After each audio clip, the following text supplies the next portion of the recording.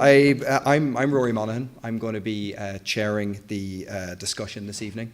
I'm a lecturer here in mechanical engineering, and I run the energy systems engineering degree program here in the university. So I have a real interest in all things energy going on. And just before we get started on this, I'd really like to acknowledge the student organisers here who've done yet again an absolutely fantastic job in making this evening a reality. Every year, this is the 4th year Energy Night's been running, and every year the students take on more and more responsibility for running it themselves, and it's really been remarkable to see how much effort they've put into us and how much they've I think they've enjoyed it, but I'm not quite sure. Maybe in a few hours' time they can. So my job here, as I said, is to sort of keep things on track as far as the discussion goes. The way things will work is I'll just give a few opening remarks to give, I guess, my thoughts on what we're talking about tonight. And then I will introduce each of the speakers, a short bio for each of them, and they can give you their take on the issues at hand, give you their perspective, just so you can know where people stand. Then I'll probably ask a couple of questions to get the ball rolling, and really it's going to be mostly questions from the audience. That's what we're most interested in, is to get the audience involved, ask any questions you're interested about, concerned about, and I'll probably jump in with a few more as they pop into my head. So just to kind of set the scene here a little bit, I had a look today at the latest energy statistics from the Sustainable Energy Authority of Ireland. They track our energy use here in Ireland, and just some statistics here. Ireland's economy grew by 0.2% in 2012. So 2012 is the most recent year that we have data for. So Ireland's economy grew by 0.2% in 2012, but energy demand fell by 4.6%. So this is an interesting one. CO2 emissions, energy-related CO2 emissions are 20% above 1990 levels. Since 2007, Ireland's economy has contracted 7.5%, but energy demand has fallen by 19%, back to 1999 levels. So just to put some figures here. Energy import dependence, so the amount of energy that we get from overseas as opposed to producing ourselves, is at 85%, and this is down from a peak of 90% in 2006. So 85% of the energy we use in Ireland does not originate here. In terms of renewables make up 7% of the final energy that we use in Ireland. So of all the energy that's consumed in Ireland, renewables make up 7% of that.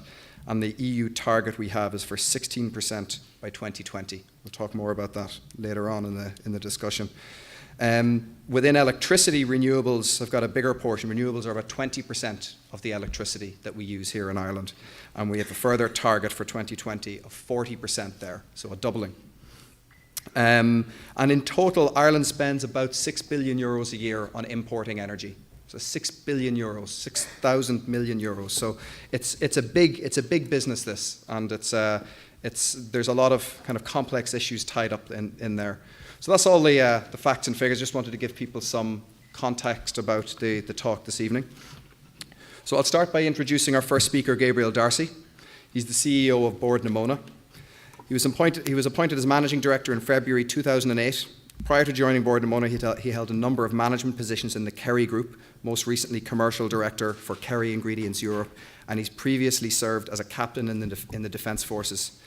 He holds a Bachelor of Science honours from University College Galway, now NUIG Galway, and a Master of Science from University College Dublin, an MBA from Kingston University Business School, an Advanced Diploma in Management Practice from University of Ulster, and an Institute of Directors Diploma in Company Direction. And he's also a Chartered Director at the Institute of Directors. So I'd like to introduce Gabriel Darcy.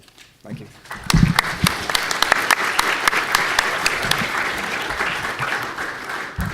Thank you very much, Rory. Excuse me, ladies and gentlemen, I have a bit of a cold. Once I crossed the Shannon and I got that wind blowing down and into my face, suddenly it brought all my student days back to me here in Galway, and very pleasant memories they are. First of all, condolences to Ronan and his family. I didn't know about this until he came. It's a tragedy, and condolences to any of his friends and indeed his family. It's a pleasure to be here. It's not the first time I've been here, invited to the Energy Night. I've been here on a few occasions in the past. What I hope to do is just very briefly put a bit of context on the debate in terms of renewable energy, stroke turbines, and I suppose, no doubt, it will go into pylons and all other sorts of interesting subjects like that. I thought Rory's intro, in terms of some of the statistics, are very, very interesting. One that I'd ask you to dwell on for a second: of the 6 billion of imports of energy imports that we make on an annualized basis, all of those are fossil fuel type imports, either oil, coal, or gas. Sometimes people get it in their head that gas is a renewable. No, it's a very efficient fossil fuel, but it has all the other attributes of a fossil fuel, i.e. it has a significant amount of carbon and so forth.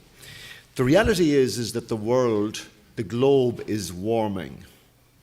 6 years ago, I wouldn't have known very much about this coming into Móna. Not the most energy efficient organisation in the world, but like any responsible CEO, I had to get down a learning curve, and a learning curve fast. I had to employ my bit of science that I still had left in my head, that was well drilled into me here in these halls. Last year was the warmest year on record since records began. Indeed, over the last 20 or 30 years, on average. Now, scientists will somewhat debate this, but there is a general view emerging. 6 years ago, that view wasn't there. There was a huge amount of climate skepticism, shall we say. We have gone from an average temperature of between minus 0.2 to minus 0.4 to approximately plus 0.2 to plus 0.4. If we get to plus 0.6, which is roughly equates with some of the stats that the Stern review, and I'll refer to that later on, mentions. This is the Intergovernmental Conference on Climate Change, and a review that was done by an eminent scientist in the United Kingdom. We have a severe opportunity to enter into an unpredictable zone of runaway climate change. Now, what's the issue of climate change and global warming? The issue is, for instance, that we're getting a massive amount of an accelerated melting of the polar ice caps. And what's the consequences of that? Well, one consequence, and there are many, is that the actual sea levels are increasing. And one of the consequences of that is what was witnessed down in Cork and Limerick so tragically in the recent past. Indeed, the only comment that I've made, or that I have heard people make, and I would have expected somewhat more informed debate about storms over the last week or so, has been that, it's a freak. It's a 1 in 50-year event. No commentator, or that I'm aware of, no politician for sure, has mentioned anything or linked anything of what has happened in the last week in Ireland to climate change. Fortunately, across the water, there are some people, knowledgeable people that have been studying this and that have a good qualification to make comment on it. Dame Julia Slingo is the Met Office chief scientist, and she was observing the unusual, persistent rainfall in Asia, Southeast Asia, severe weather in the United States. In Atlanta a few weeks ago, I don't know if any of you travel, they don't see frost or snow too often down there. Well, they had a deluge of it. Severe weather in the United States and Canada, and extremely unusual weather in Western Europe. And she, like a lot of other meteorologists, have linked it to the jet stream patterns over Pacific, North America and Atlantic. And this is what she said, and I quote, "None of the individual storms," and think about Ireland about this, because it's quite unusual what's after happening in Ireland in the last week or 10 days. None of the individual storms were exceptional, but the clustering and persistence were extremely unusual. Now that resonates in the Irish context. Looking at a broader base of evidence, we see things that support the premise that climate change has been making a contribution. Talking about 1 in 50-year events, let me just give a little brief recap. And Bord na Móna have quite a significant data bank going back to its formations back in the 1930s. But let me talk about since I arrived in Bord na Móna. In 2009, we had severe flooding. We had the highest rainfall in November since records began, November 2009. In November and December in 2010, when we realized that we had ran out of money, we also realized that we had ran out of salt. And if any of you can recall the carry-on that went on when we had the coldest Arctic spell that we had in, lo and behold, 50 years or so we heard. In summer 2012, and again we have the records to show this, we had the wettest summer, the coldest and cloudiest summer in 63 years. Come on, 2013, last summer, we had the warmest, longest, driest in 63 years. And we have already had our installment of 1 in 50-year events for 2014, and we're not out of February. The point that I'm making is that we have to realize that it's having an impact. Climate change is having an impact here in Ireland. Even the water cycle. The water cycle is a simple concept of evaporation, condensation, precipitation. As the temperature increases, as good scientists will know, it's speeding up this. And this was observed by many scientists and many governments, and this is what the whole Kyoto Agreement was trying to achieve, and the various other attempts to try and get a global response to this, because for sure this is a global issue. And unfortunately, the global leaders have not been exactly displaying great leadership on this particular front. But the IPCC commissioned the Stern report, and the objective from the Stern report is to try and limit global temperature increase to 2 degrees by 2050. And to achieve that, we need a reduction of greenhouse gases relative to 1990 levels by approximately 80%. Each of the nations of the world and each of the regions of the world have to import some of these targets. In Europe, they have developed a roadmap to 2050. And as a stepping stone to that, they have come forward with 2020 targets. And this is the 2020. You might often hear greenhouse gases reduced by 20% relative to 1990 levels, renewable energy increased by 20%. And renewable energy in the context that, unfortunately, there's not that many other options outside of the fossil family of fuels. It has to be renewable, and whether that be through biomass, bioenergy, nuclear is low carbon, or wind energy, which is a proven technology.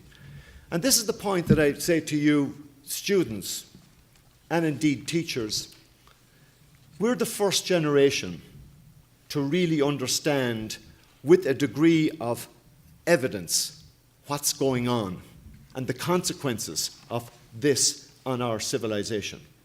And we're probably the last, or near enough, the last generation to be able to do something about it.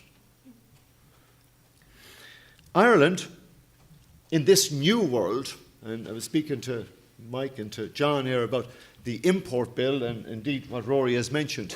In this new world of, shall we say, war on fossil fuels, Ireland has got disproportionate benefits. I won't want to coin the phrase that we could be the Saudi Arabia in this new world. But the reality is that Ireland has the best wind resources of any country in Europe. We've got wind speeds in excess, for long periods, in excess of 10 metres per second. In the Midlands, at the moment, we're building a wind farm, 120 megawatt wind farm, 100 metre hub height, 3 megawatt output turbines that are accessing wind speeds of 7.5 and plus metres per second. The actual capacity utilisation of these turbines is upwards of 40%, compares with some of the best conventional energy plants. So Ireland has got unique strengths here. And indeed, we've got more capacity than could be accommodated, and this is where the concept of export has come from. So what's the issue here? The issue is planning, spatial planning. That's the issue. The symptom is arguments about where pylons are situated or where turbines are situated. That's the symptom. The problem is spatial planning and sustainable spatial development. That's the issue. Last week, and thankfully in that context, renewable energy projects, such as the scale of what we're involved in, and indeed in Templederry and elsewhere, are subjected to fairly onerous requirements and under strategic and under the on board Planola. Thankfully, it's not. If I was to listen to, and I'll quote an article from a planning consultant called Diarmuid O'Grada, who had an article in the Irish Times. And this is some very, very interesting stats. I know I'm coming to my end of my time here now, Rory. And this was in response to a call by Dennis Naughton to put underground cables going through Roscommon. And, you know, I don't want to necessarily get involved in the pylon debate. It's not specifically what we're here for. But he came forward with some very interesting stats. It was a form of an article. You can look it up in the Irish Times. It was got a fairly prominent position in the middle of it. I don't know the guy, but I'm sure that a lot of these figures can be verified. 60% of all new housing is coming from one-off houses randomly scattered.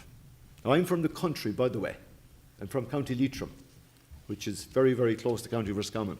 And I get it in terms of rural, sustainable communities. In Roscommon, 30% of homes do not have potable water due to groundwater pollution, effluent. In many cases, these houses have been built in contravention of good planning, but overturned with local political zeal. Meanwhile, this is the important point, because I come from a small town in County Leitrim called Ballinamore. Meanwhile, small towns and villages that would benefit from clustering, i.e., instead of ribbon development, that you're forced to actually live in some kind of a community, either a village or a town. And these communities would benefit from clustering. They're dying on their feet, not to mention traffic movements. So everybody has to drive to the shop, everybody has to drive to school, they have to drive to get a paper. The car is a vital ingredient here. And this is the most damning element, and this is where I finish. In the past decade, in County Roscommon, and I only use County Roscommon because of the comments that were made by Dennis Naughton, in the past decade, in County Roscommon has had 4 times the amount of traffic fatalities, i.e. deaths, than County Dublin. So I'm looking forward to taking questions, and I'm looking forward to hearing what my colleagues have to say on the subject. Thanks very much.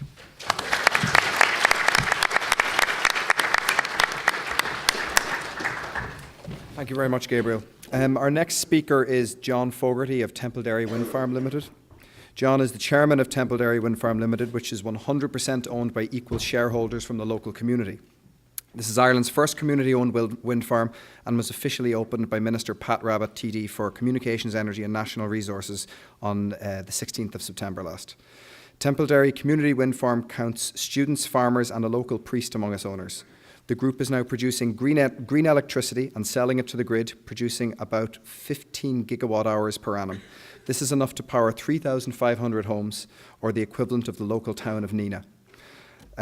So I would like to introduce John Fogarty. Thank you.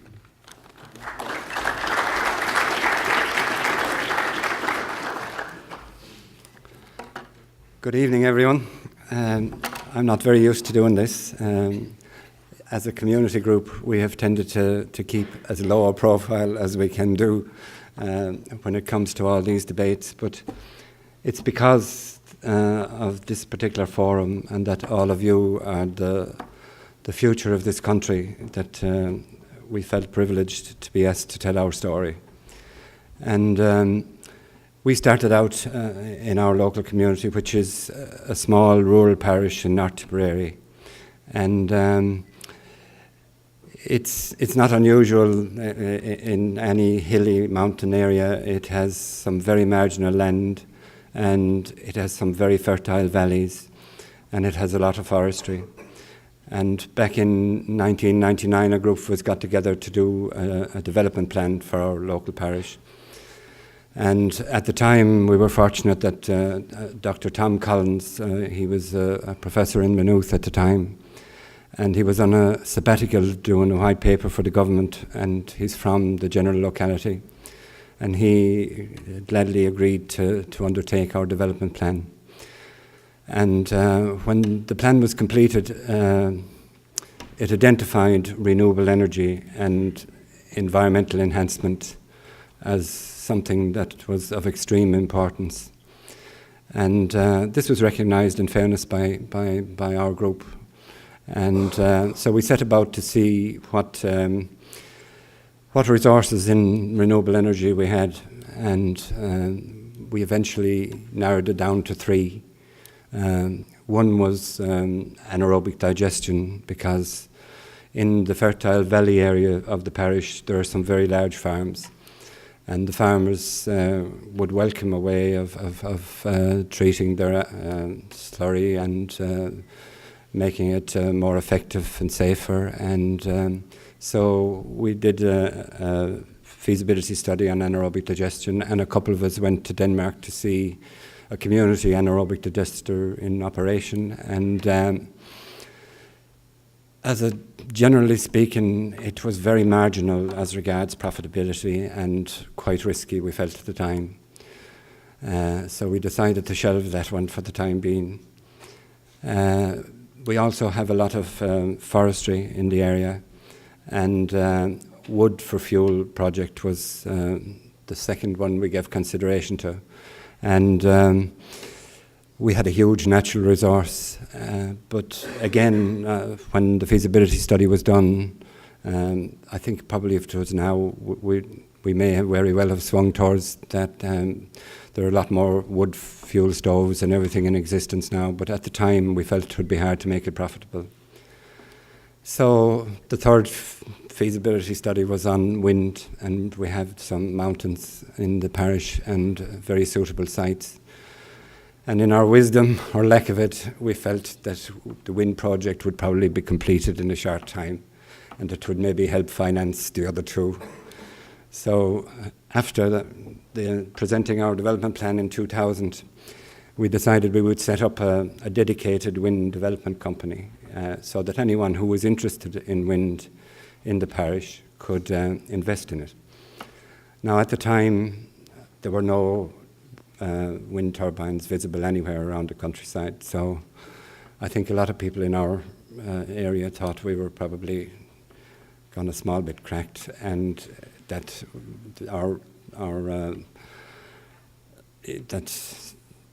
it wasn't a safe investment, that it wasn't a good investment for them at the time. So we had quite difficulty in getting enough people to take a share in it. And we got 30 people. We reckoned we needed 30 people to put in 1,000 each to put together a planning application. And we started off as simple as that, stage one planning. And that's what we did. We put together the planning application, and in 2003, North Tipperary County Council granted us planning permission for 3 1.3 megawatt machines. And so then we said we'd apply for a grid connection, and within a couple of weeks of our application being submitted, the ESB announced a moratorium on all grid connections. And that lasted for 3.5 years. So after 3.5 years, we were granted a grid connection. And then we realised that our planning permission would run out after 5 years, and that the delivery time for turbines was 2 years. So it could not be constructed. So we had no option but to go back in for planning a second time.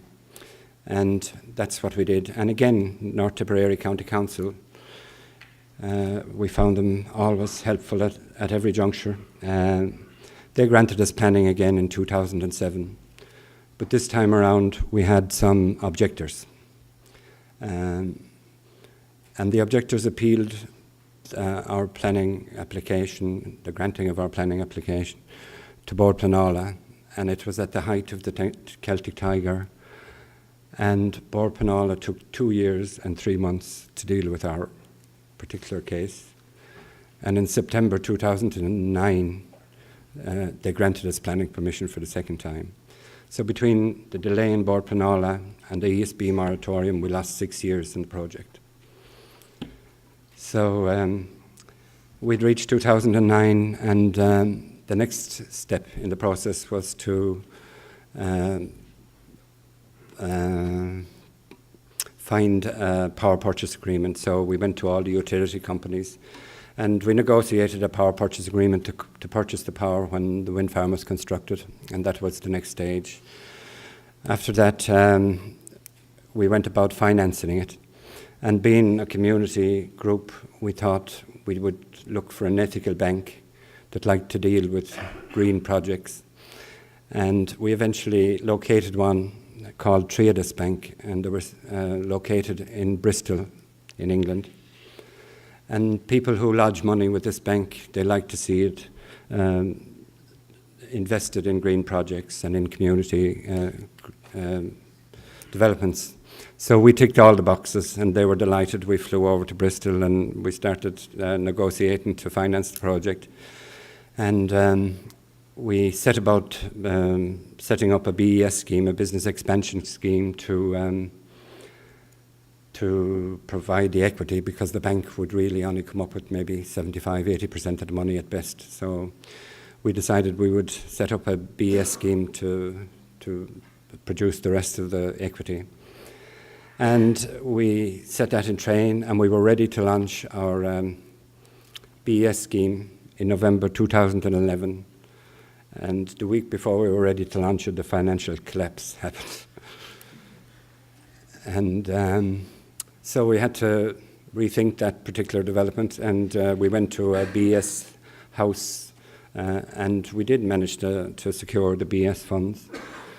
And then, of course, the Irish banks were talking to us. Oh, yes, sorry, Triodos, because of the financial situation in Ireland, their governing body decided that they would withdraw altogether from the Irish market. So just when they were ready to come in behind us with the funding, they withdrew totally from the Irish market and couldn't fund it. So again, we went around with our cap in our hand to all the various banks here, but they all wanted to loan. They all said they would, but we knew that they were all had their hands tied behind their back, and that they didn't have the money available. So we went to in our second planning application, the original turbine that we applied for planning for was no longer being produced. So the second time round, we went for an Enercon machine, and this time we had gone for 2.3 megawatt machines. And so we approached Enercon with our trouble. They knew we had been negotiating with Triodos, and the Triodos pulled out. And they also knew that they were going to have this particular problem with every wind development that they were handling in Ireland. So they wanted to, if you like, set up a pilot financing scheme. So we were fortunate in as much as we were the pilot scheme, and they agreed to come in behind us, construct the wind farm almost at their own expense, and let the bank come in when the risk was gone out of it, when it was ready to be commissioned. And they combined with the Lag Landon, which are a subsidiary of Rabobank, and we managed to secure the funding. And really, for a community group, it was against all the odds, and we were very fortunate. So at every stage along the line, we met obstacles, but the obstacles ultimately turned into positives, because if we had gone ahead in 2007, we would have been selling our electricity at only 60% of what we are now getting for it. And I'd say probably within 2 or 3 years now, we will be going ahead of where we would have been if we constructed in 2007. Again, we were fortunate that we switched from the original turbine manufacturer to Enercon, because they were absolutely brilliant. When we signed our turbine delivery contract with them, almost a year previous to when they were delivered, they told us that the turbines would be delivered on the 17th of September. And at 5 o'clock in the morning, 1 year later, on the 17th of September, the first lorry arrived around the corner. So they are that efficient. They give us a tremendous maintenance contract, which of course made it easy to finance, because they will guarantee that the turbines are in production 97% of the time, and that is great comfort to a bank. So all in all, it has turned out to be just a marvellous project. It is now in production for almost 14 months. It has exceeded all our projections, and it will be of great benefit to our community, because all the money that has been earned in it is retained by the local shareholders. And it is the equivalent in our community. Our 2 turbines are as good to our local economy as 50 turbines would be if they were developed by an outside developer. So everything is retained within the local economy. And we find that, generally speaking, there is much more acceptance of the whole thing now. We're sorry that it wasn't more widespread initially, but there were times during the whole process we were glad that there weren't any more people involved, because we were afraid it was all going to collapse. But it has been a great success, and because of you are now the future going out into your own localities, we would love to see this sort of a model being repeated in all the various rural localities around Ireland. And the only thing it needs to sort of guarantee its success would be a sort of a ring fencing of grid for local community development, because Gabriel's type of development requires large amount of grid, and rightly so. We would love to see Ireland become an exporter of green energy, and we realise that local community developments aren't going to achieve that, but they do achieve a lot for their own locality. And we have 30 shareholders, but there are only 27 who actually contributed financially.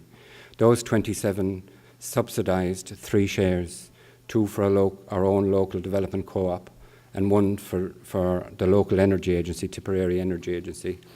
So those 3 shares will put benefit back into the local community in every way as regards renewable energy and general development within the area. And this is the one thing where we feel that maybe large-scale wind development can maybe make a change, because if simple shareholders, we had 7 students, we had some old age pensioners.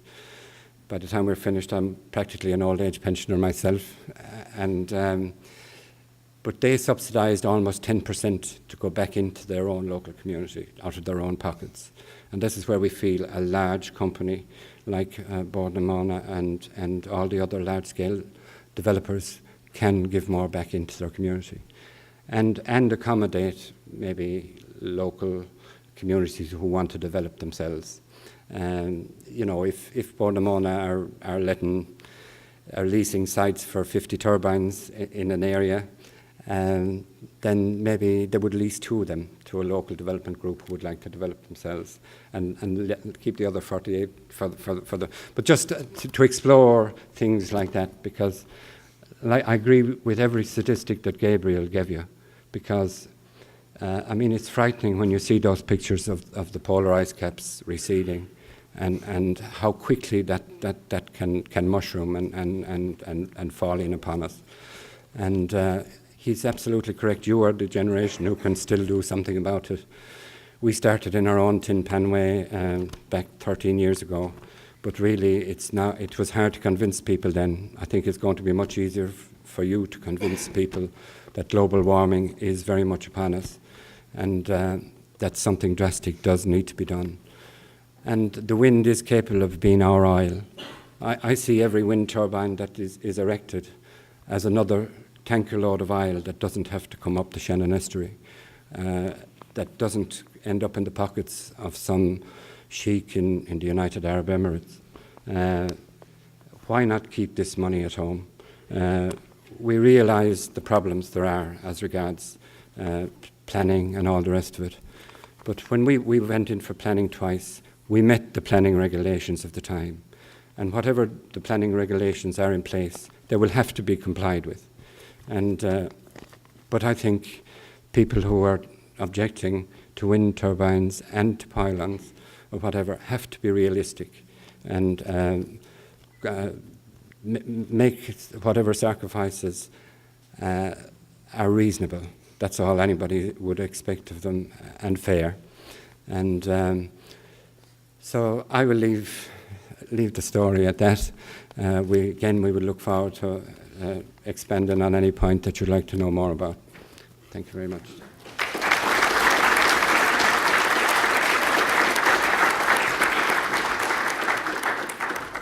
Thank you, John. Our third speaker is Mike de Jong from CREWE, that's Communities for Responsible Engagement with Wind Energy. Mike has been working as a social worker in child psychiatry in Roscommon for 12 years. Born in New Zealand, he's a Kiwi. Mike worked for the Department of Conservation in New Zealand, and for most of his life would have thought wind turbines were clean and green, producing plenty of wonderful free energy. However, 3 years ago, a semi-state company erected an 80-metre wind testing mast beside his home without any warning or consultation. He was to discover that 20 turbines were planned to be built near his home. Since then, Mike has joined with many others who have found that wind energy developments have a downside, which include irritating noise, visual disturbance, and divided communities. In his view, too many wind farm developers pay only token deference to community... I'm sorry, I just saw the tweet there. Pardon me, I apologise.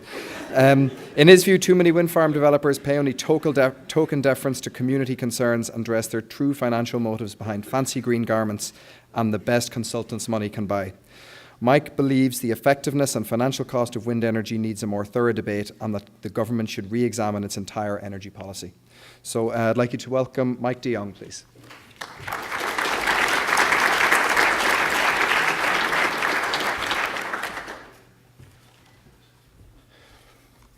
Thanks very much. I'm a Kiwi. I'm been in Ireland for 20 years. My family bought a house in County Roscommon with all these planning issues we've heard today, in a lovely secluded area and a lovely edge of a mountain, very peaceful, lovely neighbours, lovely community. But 4 years ago, I went for a walk up my mountain and discovered, all of a sudden, there was an 80-metre mast that had been built. No consultation of anyone, none of our neighbours, nothing. I made some inquiries. What was it? It turns out to be a meteorological mast. We discover that there had been a plan for the last 2 years made by the semi-state company that they were planning to build a wind farm on our hill. And none of the neighbours, the over 100 families who live around the mountain, knew anything about this. A few weeks later, we were invited to what was called a consultation meeting, where we discovered a room full of lots of detailed maps of plans for wind turbines all over the mountain. Very detailed, very thorough. All our houses were mapped out. They knew exactly where we lived. Every detail was described, and it was described as a consultation meeting. We were given forms to fill in to give our views on what was going on. We actually photocopied the forms, and at least 95% of those forms were opposed to the wind farm. We gave our views. Nothing happened. Very little happened to change what was going on in terms of their plans after 95% of people clearly said they were opposed to that wind farm development. Roscommon County councillors voted unanimously in opposition to this wind farm development. The plan went through the planning process. It was passed by the Planning Department in County Roscommon. It then went to Ombord Penola. It was passed in Ombord Penola and approved. We fundraised through raffles and door-to-door fundraising. Our group was able to fundraise €8,000 to pay for our campaign to oppose this and look for consultants to help advise us to oppose this. The semi-state company, which is the developer, had hundreds of thousands of euros and employed the very best solicitors, pages and pages of documents, the very best planners, the very best wind farm experts in every kind of field. We knew nothing about wind energy. We went for the cheapest. That's all we could afford. We lost. We as a community feel very, very angry. And I want to say to you that this process is being replicated throughout the country right now. And what you are having now are divided communities. Before I came here tonight, I was invited out to a couple who live near the Lettergunnet wind farm, which is about 6 kilometres away from here. Has anyone been there? I would encourage every student here to go and visit the wind farm. And not only visit the wind farm, but go around to the houses and knock door to door with the houses and talk to the people there. And I will tell you what you will find.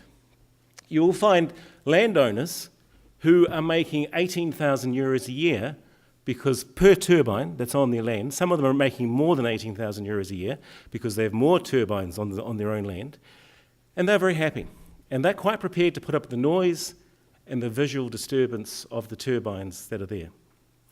Then you will find their relatives who are very unhappy, but because their neighbours are making money of it, and they are relatives often related to those people, they say nothing, but they're quietly resentful and angry.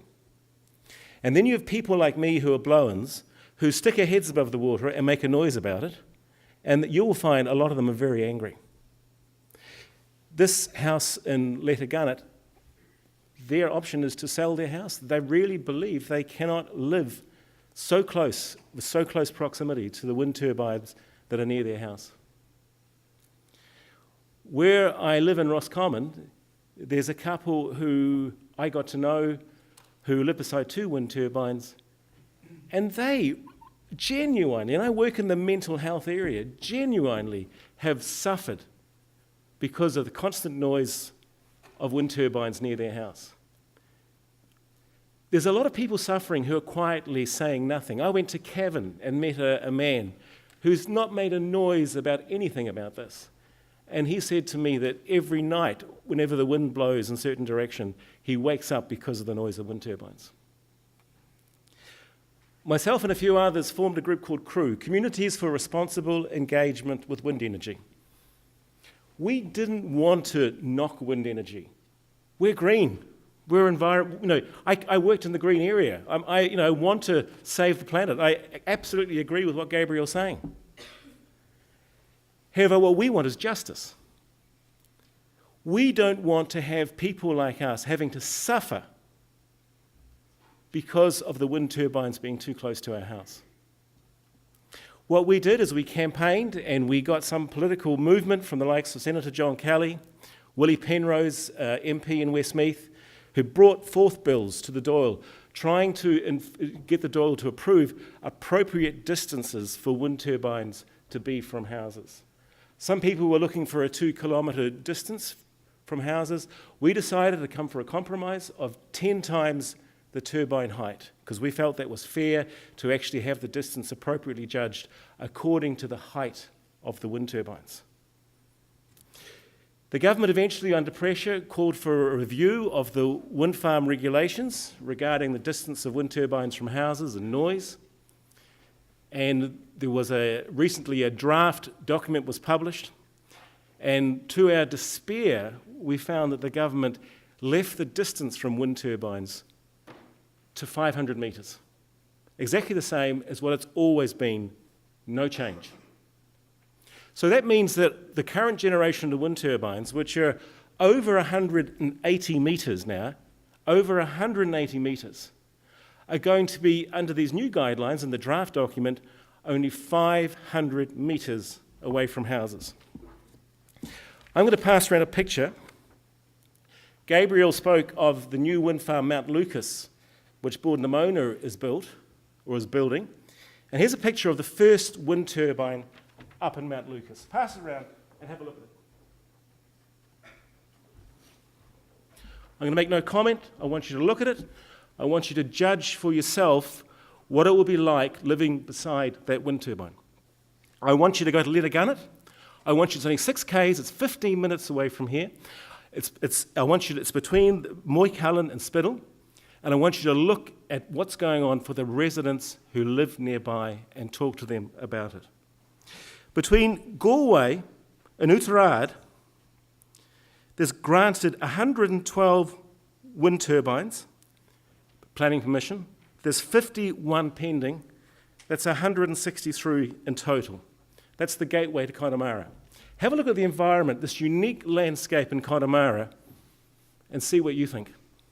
Okay? What hasn't been talked about today is money. Gabriel spoke about Móna. They're transforming from a company which has been producing peat, briquettes, turf-fired power stations. Turf-fired power stations are pollutants. They're one of the most polluting things in terms of oil, coal, turf-fired power stations. They need to be closed down. They're not green. Okay? And one of the things about Móna is they are transforming into investing over €1 billion in wind farms. And they're also doing that because it's very profitable. When I listened to John speaking now about his Templederry wind farm, it's fantastic that communities can get together and come to an agreement and everybody like-minded on board. And as John told me, everyone is making €30,000 a year once they've paid off the wind farm. It's great. They're all making money. And everyone's happy about it. But what happens here now is you have a divided community where you have one farmer making €20,000, and he may even be living away from the wind turbine, and his neighbour next door, who lives right beside the wind turbine, puts up with the noise and the visual disturbance, and they make absolutely nothing. Is that fair? You guys are going to be working in this whole wind energy development. What we're looking for is fairness. Gabriel, I'm going to talk to you. As a member of a semi-state company, which is a publicly owned company, I and many others feel terribly disappointed that you've aligned yourself with the wind energy developers who are telling lies about wind turbines. We have been told that there is no housing devaluation of wind farms. And the next month, the London School of Economics will be releasing a report where 1 million houses were surveyed in the UK which are around wind turbines. And the survey of 1 million houses indicated and showed that within a 2-kilometre radius of wind turbines, property devaluation is 11%. We were told by our semi-state company where we live there'll be no property devaluation. The average property devaluation for homes within 2 kilometres of wind farms is 11%. The closer you get to the wind turbine, the property devaluation increases to 25% to 30%.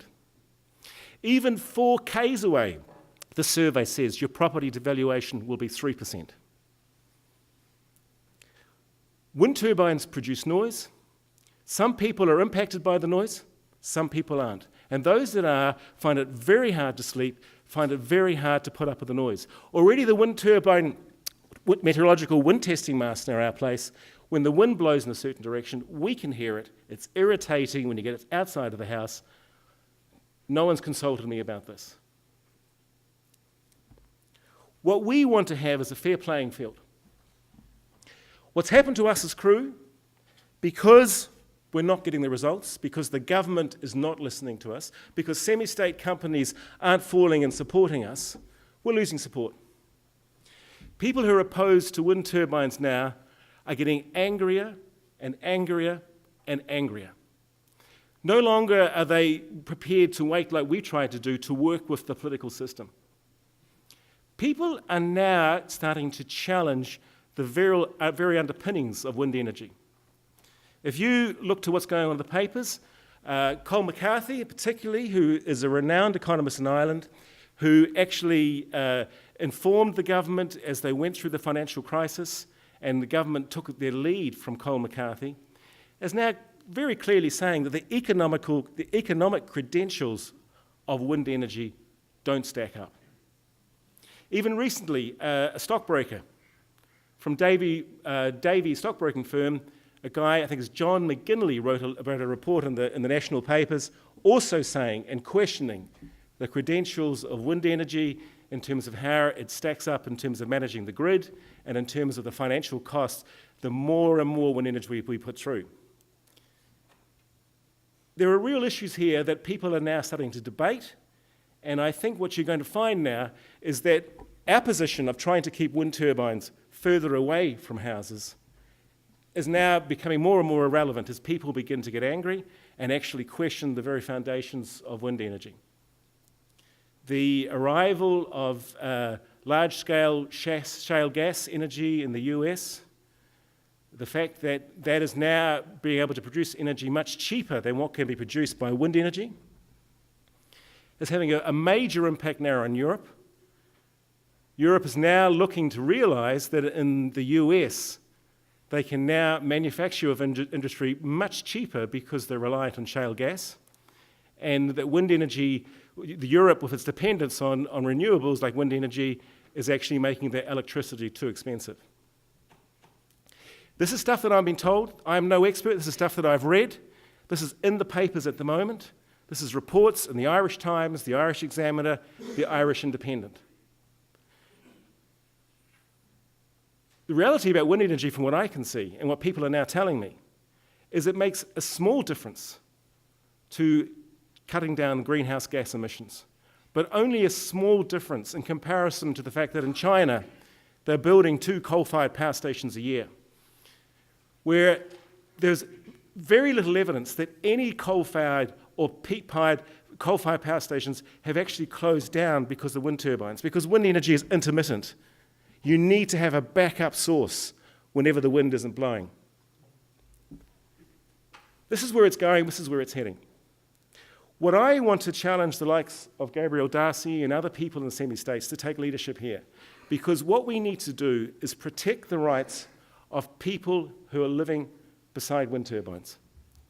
And we need to have responsibility, not just when I listen to Gabriel, I'm going to be honest, Gabriel, and be very honest with you. When I listen to wind farm developers who really are in this game to make a lot of money, and you dress this up with green clothing, your whole speech was green, and I 100% support it. I'm right behind you. It makes me turn, because the real issue for these companies is wind energy is highly profitable. It's a guaranteed income stream for at least 20 years. And the real issue in this is people are getting into wind energy because you can make a lot of money out of it. Thank you very much.